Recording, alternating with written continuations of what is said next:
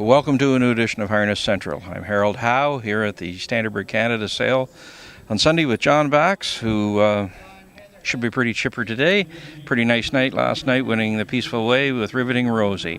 Now, I understand you got a call from Sherry Adams of Saga Farms breeder hardly before you got out of the winner's circle.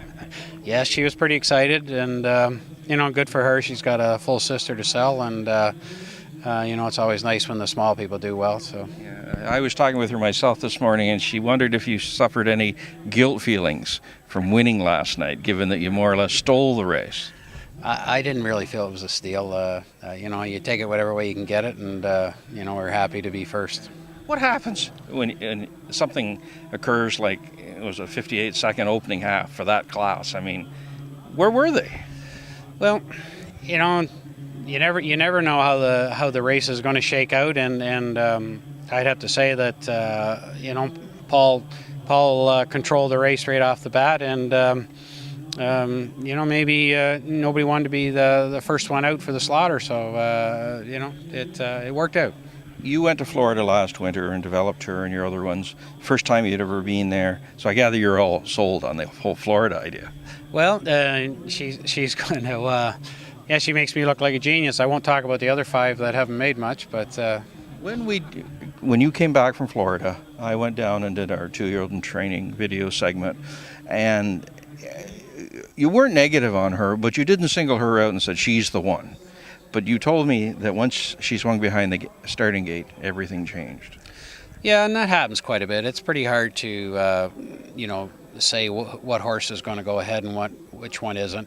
The only thing I could say is she always had a competitive streak to her, and she was just half aggressive a lot of times. So that part, like I say, you never know what's going to happen when they do hit the gate, and fortunately for us, she went ahead. You're going to skip the next OSS Gold at Grand River, you said, because of the half-mile track, and then the super final, and that's it. What do you think about the whole idea of the shortened season, in effect, where, by the end of September, she's done?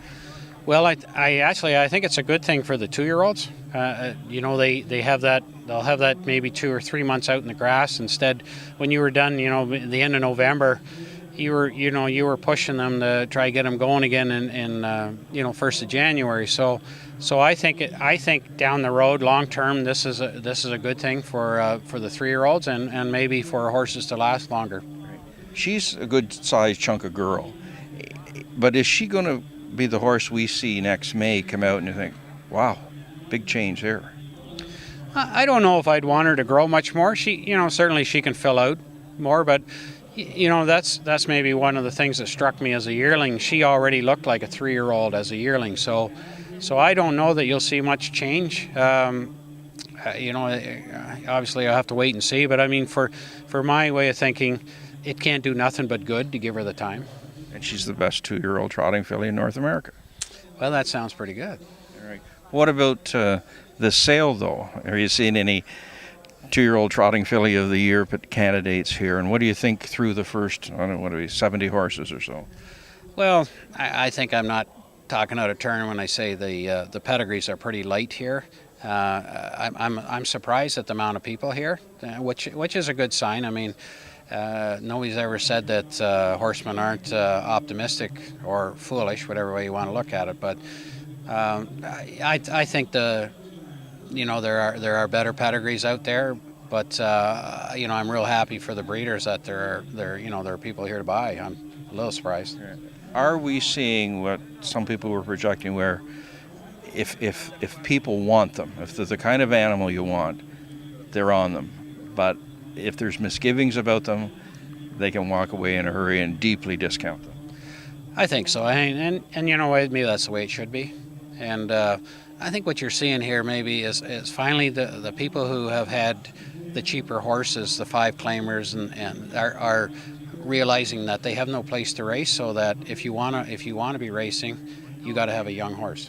And I think in the future that'll be good.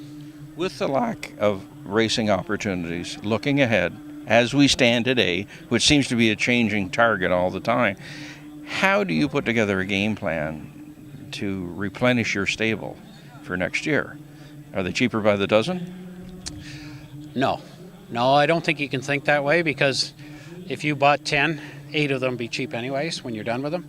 So I don't think you want to think that way, but it's definitely tougher, and your fallback position is there isn't one right now. You're either gold or you can't make money. So that part has to, in my mind, it'll have to change in order for things to get better. There's just not enough money at the lower level for even the sire stake horses for a guy to come back the next year if he hasn't got a top horse.